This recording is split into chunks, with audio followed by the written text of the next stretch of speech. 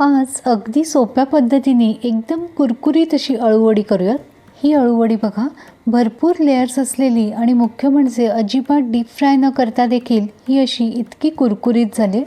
अळूवडी छान खमंग होण्यासाठी इथे आपण एक वाटण करणार आहोत आणि या वाटणामुळे अळूवडीची जी चव आहे ना ती एकदम खमंग लागते।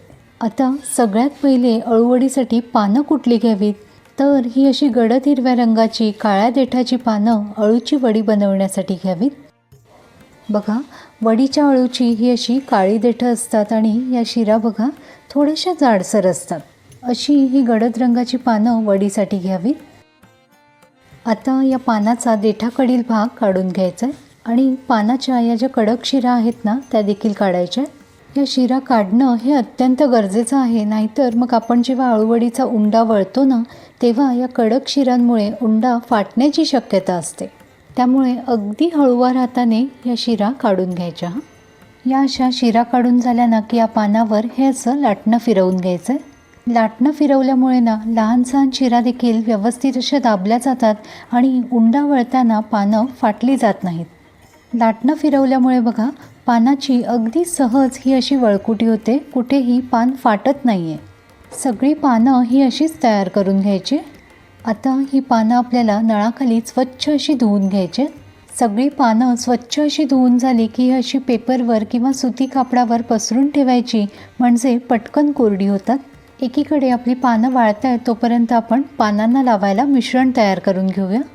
सगळ्यात पहिले इथे मी चिंच कोळून घेतली, यामध्येच मी गूळ घालून ठेवणार आहे, म्हणजे गूळ छान विरघळतो। लिंबा एवढी चिंच गरम पाण्यात भिजत घालून छान अशी कोळून घेतली। चिंच वापरायची नसेल तर तुम्ही कोकमाचा आगळ देखील वापरू शकता किंवा मग लिंबू देखील चालेल। काहीतरी आंबट वापरणं हे फार गरजेचं आहे, नाहीतर अळूवडी खाताना खवखवू शकते। बऱ्याचदा काय होतं ना, इतक्या पानांसाठी पीठ किती घ्यावं हे कळत नाही, त्यासाठी या अशा एका चमच्याने पीठ मोजून घ्यायचं आहे। अंदाजे एका पानासाठी 1 चमचा हे असं पीठ मोजून घ्यायचं आहे। आता इथे माझ्याकडे ही 10 पानं आहेत, त्यासाठी 9 चमचे मी बेसन घेतलं आहे आणि 1 चमचा तांदळाचं पीठ घेतलं आहे। तांदळाच्या पिठामुळे वडीला छान कुरकुरीतपणा येतो। आता हे पीठ आपल्याला अगदी मंद आचेवर हलकं भाजून घ्यायचं आहे। हे असं पीठ भाजून घेतल्यामुळे ना वडी अजिबात तेलकट होत नाही, छान खमंग होते। हे असं चमच्याने गुठळ्या मोडत मोडत पीठ छान भाजून घ्यायचं आहे। चण्याची डाळ दळायला देतानाही ती आपण भाजूनच दिलेली असते आणि पुन्हा हे असं पीठ भाजून घेतल्यामुळे अळूवड्या छान खमंग तर होतातच, पण त्या पचायलाही हलक्या होतात। त्यामुळे हे असं पीठ नक्की भाजून घ्या। आणि दुसरं म्हणजे भाजून घेतलेल्या पिठाच्या अळूवड्या या अजिबात तेलकट होत नाहीत। साधारणपणे 5 ते 7 मिनिटात बघा पीठ छान असं भाजलं गेलं आहे। आता गॅस बंद करायचं आहे। अळूवडी चवीला मस्त अशी खमंग व्हावी यासाठी पटकन एक वाटण करून घेऊया। त्यासाठी मिक्सरच्या भांड्यात अर्धी कवड ओला नारळ घ्यायचा आहे। चवीप्रमाणे मिरच्या घालायच्या आहेत, मी इथे 5 ते 6 हिरव्या मिरच्या घेतल्या। मूठभर कोथिंबिरीची देठं घेतलीत। कोवळ्या देठांना छान असा स्वाद असतो, त्यामुळे वाटपामध्ये नेहमी देठं घ्यायची। एक 2 ते 3 इंच आलं चिरून घ्यायचं आहे आणि थोडी कोथिंबीर घ्यायची आहे। इतर वेळेस तुम्ही लसूण देखील घालू शकता, पण श्रावण महिना आहे, नैवेद्यासाठी अळूवडी ही लागतेच, त्यामुळे मी काही लसूण घालणार नाही आहे। पण तुम्हाला आवडत असेल तर तुम्ही नक्कीच घालू शकता। 1 चमचा जिरं घालायचं आहे आणि बेसन आहे त्यामुळे 1 चमचा ओवा घालायचा आहे। यामध्ये आता गरजेनुसार पाणी घालायचं आहे आणि बारीक असं वाटून घ्यायचं आहे। बघा इथे हे मी असं वाटून घेतलं आहे। या वाटपामुळे ना आपल्या अळूवडीला खूप सुरेख अशी चव येते। पीठ व्यवस्थित गार झालं की यामध्ये बाकीचे जिन्नस घालूया। हे आपण जे ओल्या खोबऱ्याचं वाटप करून घेतलं ते घालायचं आहे। आता या वाटपामध्ये आपण मिरची तर घातली आहे, पण रंग सुरेख यावा यासाठी रंगाचं तिखट आणि चवीला मालवणी मसाला घालते। हळद घालायची आहे, चवीप्रमाणे मीठ घालायचं आहे, 2 चमचे धणाजिरा पूड घालायची आणि 1 चमचा गरम मसाला घालायचा आहे। बेसन आहे त्यामुळे हिंग मात्र घालायचं। तीळ घालायचे आहेत आणि आपण हे जे चिंच आणि गूळ मिक्स करून ठेवलेलं ना ते व्यवस्थित हलवून घालायचे। चिंच गुळामुळे ना अळूवडीला एक सुरेख अशी आंबट गोड चव येते। आता हे सगळं आपल्याला व्यवस्थित असं हलवून घ्यायचं आहे। आधीच पाणी घालायची घाई करायची नाही आहे। आपण यामध्ये ओल्या खोबऱ्याचं वाटप घातलं आहे, चिंच गूळ घातला आहे, त्याच ओलाव्यामध्ये पहिले पीठ भिजवून घ्यायचं आहे। आणि आता लागेल तसं पाणी घालायचं आहे आणि हे पीठ मध्यम असं भिजवून घ्यायचं आहे. लक्षात घ्या, हे पीठ आपल्याला फारही सैल भिजवायचं नाही आहे, नाहीतर मग अळूवडीचा उंडा नीट वळताही येत नाही आणि मग अशा पिठाची अळूवडी ही तेलकट होते. आता आपण हे जे पीठ भिजवलं आहे ते योग्य आहे का, हे कसं ओळखायचं बरं? तर हे असं ताटलीला लावून बघायचं आहे. व्यवस्थित पसरत असेल तर आपलं पीठ हे योग्य झालं आहे. बघा, व्यवस्थित पातळ असं पीठ पसरलं जातं आहे म्हणजे आपलं पीठ हे योग्य झालं आहे. ही अगदी साधी सोपी पद्धत आहे जे नव्याने अळूवडी करणार आहेत त्यांच्यासाठी. आपलं पिठाचं मिश्रण तर तयार झालं आहे. आता पानं लावायला घेऊया. मी कायम हे असे पानांचे सेट लावून घेते. म्हणजे काय तर मोठं पान पहिले, मग त्याहून लहान पान आणि मग त्याहून लहान लहान. काय होतं हे असे पानांचे सेट तयार करून घेतले की आपल्याला योग्य असा अंदाज येतो की आपण किती उंडे लावणार आहोत आणि मग एका उंड्याला आपल्याला किती पानं हवी आहेत हे अगदी नव्याने करणाऱ्यांनाही सहज समजतं. आता अळूवडी लावण्यासाठी पानाची ही उलट बाजू वर घ्यायची आणि या उलट बाजूने आपल्याला पीठ लावायचं आहे. पिठाचा हा असा पातळ थर पसरवून घ्यायचा आहे. पिठाचा फार जाड थर लावायचा नाही आहे, नाहीतर मग ती अळूवडी खाताना नुसतं पीठ खाल्ल्यासारखं लागतं, पानाची चव लागतच नाही. खरं तर पानं लावताना एक उलट आणि एक सुलट असं पान लावलं जातं, पण जे नव्याने अळूवडी करतायत त्यांना ते थोडंसं कठीण वाटतं.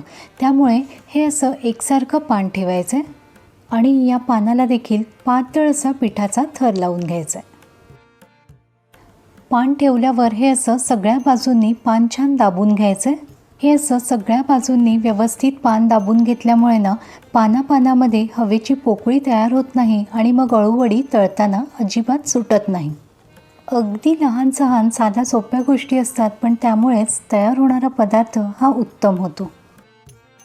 बघा, एकावर एक अशी 5 पानं ठेवून मी सगळ्या पानांना व्यवस्थित असं हे मिश्रण लावून घेतलं आहे. आता या ज्या साईडच्या कडा आहेत त्या अशा दुमडून घ्यायच्यात. व्यवस्थित असं दाबून घ्यायचं आहे म्हणजे आतमध्ये हवा राहत नाही. इथेही थोडंसं पिठाचं मिश्रण लावून घ्यायचं आहे. वरील दोन्ही बाजू देखील या अशा दुमडून घ्यायच्यात आणि इथे देखील पीठ लावून घ्यायचं आहे. आता आपल्याला जितकं शक्य होईल तितकी ही वळकुटी घट्ट अशी वळून घ्यायची. हा उंडा व्यवस्थित घट्ट असं वळणं हे फार महत्त्वाचं आहे. त्यामुळे अधेमध्ये थोडंसं पीठ लावायचं आहे आणि उंडा व्यवस्थित घट्ट असा वळून घ्यायचा आहे. तुम्ही व्हिडिओमध्ये पाहताय त्याप्रमाणे शेवटच्या कडा देखील व्यवस्थित अशा दुमडून घ्यायच्या आहेत. त्यावर पीठ लावायचं आहे आणि उंडा घट्ट असा वळून घ्यायचा आहे. आता हे जे टोक आहे जिथून वडी सुटण्याची शक्यता आहे तिथे व्यवस्थित असं पीठ लावून घ्यायचं आहे. आणि आता हा उंडा व्यवस्थित असा एकसारखा करून घ्यायचा आहे. बघा, इथे अळूवडीचा घट्ट असा उंडा तयार झाला आहे. याच पद्धतीने दुसऱ्या पानांचा उंडा देखील तयार करून घ्यायचा आहे. चाळणीला इथे मी तेल लावून घेतलं आहे. यामध्ये हा उंडा वाफवण्यासाठी ठेवायचा आहे. एकीकडे मी पाणी उकळवण्यासाठी ठेवलं होतं, त्यावर ही अळूवडीची चाळणी ठेवायची. आता झाकण ठेवायचं आणि 15 मिनिट अळूवडी मध्यम आचेवर छान अशी वाफवून घ्यायची. अळूवडीचा उंडा पूर्णपणे गार झाला की मगच काप करायचे. अगदी पातळ नाही आणि अगदी जाडही नाही, असे मध्यम काप करून घ्यायचे. बघा, आपला उंडा चिरताना देखील कुठेही सुटत नाही आहे, म्हणजे आपलं मिश्रण हे अगदी योग्य झालं होतं. वडी पण बघा अगदी भरगच्च घट्ट अशी दिसते ना. एका उंड्याचे हे असे मध्यम काप करून घेतलेत. आता वडी तळायला घेऊया. अळूवडी डीप फ्राय करायची अजिबातच गरज नाही आहे. त्यासाठी तव्यामध्ये फक्त पळीभर तेल घातलं आहे. तेल व्यवस्थित असं गरम झालं की एक एक वडी सोडायची. सगळ्या वड्या व्यवस्थित अशा लावून घ्यायच्या. आपल्याला या वड्या मंद ते मध्यम आचेवर तळायच्यात. लक्षात घ्या, एकदम मंद आचेवर अजिबात वडी तळायची नाही आहे, नाहीतर मग वड्या तेलकट होतात. खालच्या बाजूनी वडीला छान खरपूस रंग आला की उलटून घ्यायचे. सगळ्या वड्या अगदी हलक्या हाताने व्यवस्थित अशा उलटून घ्यायच्या आणि दुसऱ्या बाजूने देखील व्यवस्थित अशा खमंग होईपर्यंत तळून घ्यायच्यात. आता शेवटी हे असे थोडेसे तीळ भुरभुरवायचे. आपण पिठाच्या मिश्रणामध्येही तीळ घातलेलेच आहेत, पण हे असे तीळ वरून पेरल्यामुळे ते छान खमंग होतात आणि पानात वाढताना अशी वडी सुरेख दिसते. बघा, तळताना देखील अळूवडीचे पदर कुठेही सुटले नाही आहेत. याचं कारण म्हणजे आपण उंडा वळताना तो अगदी घट्ट असा वळून घेतला होता. म्हणूनच उंडा वळताना अगदी घट्ट असा वळून घ्या. अगदी लहान सहान बारकावे असतात, पण त्यामुळेच तयार होणारा पदार्थ हा उत्तम होतो. म्हणून पुन्हा पुन्हा मी सांगते. मस्त अशी ओल्या नारळाच्या वाटपातली आंबट, तिखट, गोड अळूवडी इथे तयार झाली. बघा, डीप फ्राय न करता देखील अळूवडी मस्त अशी कुरकुरीत झाली आणि मुख्य म्हणजे अळूवडीचे पदर हे कुठेही सुटलेले नाही आहेत. एकदा या पद्धतीने तुम्ही अळूवडी नक्की करून बघा आणि तुमचे अभिप्राय मला जरूर कळवा. धन्यवाद.